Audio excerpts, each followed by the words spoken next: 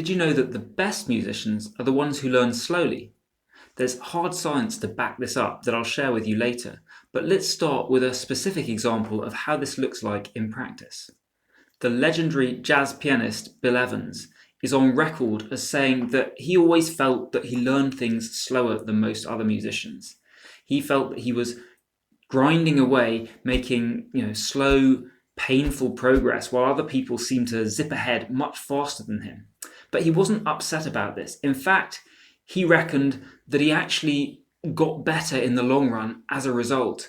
And although it took him a while to catch up, he felt that that slow learning actually helped him get to a better place and develop to higher levels, rather than those people who initially looked like they had it all and they were just zipping away and everything was easy for them. Hey friends, Morley-Fletcher here. Welcome back to the channel. And it turns out that there is a whole body of research to show that Bill Evans was basically right. There's a lot of great stuff coming out of cognitive psychology that shows that it's slower learning that delivers better results in the long run.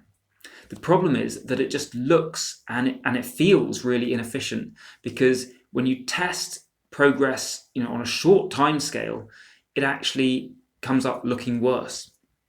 And this can cause real problems for people, for us as learners and for teachers, because we are tempted to adopt inefficient strategies. We look at the short-term results and they show that the inefficient methods for long-term, for the real progress that we want, scoring better on those, and the ones that we should be doing, the ones that are going to deliver what we want in the long term, when we look on a short time scale, those ones seem to score worse. And so we make the mistake of picking strategies for practice that just aren't as good for us. Now, there's lots of different things that contribute to this. I'm not going to go through all of them, but I think it is helpful to talk a little bit about the mechanism, because it's going to help you believe that this is actually true. And so one of the things that's going on here is that we are looking to physically change our brains. If we want long-term progress, that only happens when the setup in our brain actually changes. So the structure is different. And how does the brain change? Well, the interesting thing is that it doesn't happen during a practice session. Changes to the brain's wiring happen afterwards. And typically, a big time for this is when you're sleeping, so the night afterwards. But it doesn't even just happen one night afterwards. These changes will go on happening 3, 4, maybe 5 nights after a particular practice session. So what's going on here is that when you're measuring what is happening in a practice session itself, at the end of the practice session or even the next day, you are not getting the full picture of how effective a particular learning strategy has been. And if you're finding what I'm sharing here helpful, then please click the like button so this video can spread to more people. Thanks. So what's the key takeaway here? Well, you need to resist the temptation of choosing how to do things by the amount of progress that you actually make within a practice session. Because as we've seen, this is simply not going to be a good measure of what's working. And in fact, often it will lead you to choose the wrong strategies.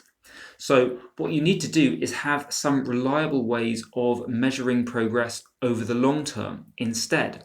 And this means you're going to have to be clear on what it is you're working on and what results you can achieve, because that's what's going to allow you to say, okay, well, how can I measure this?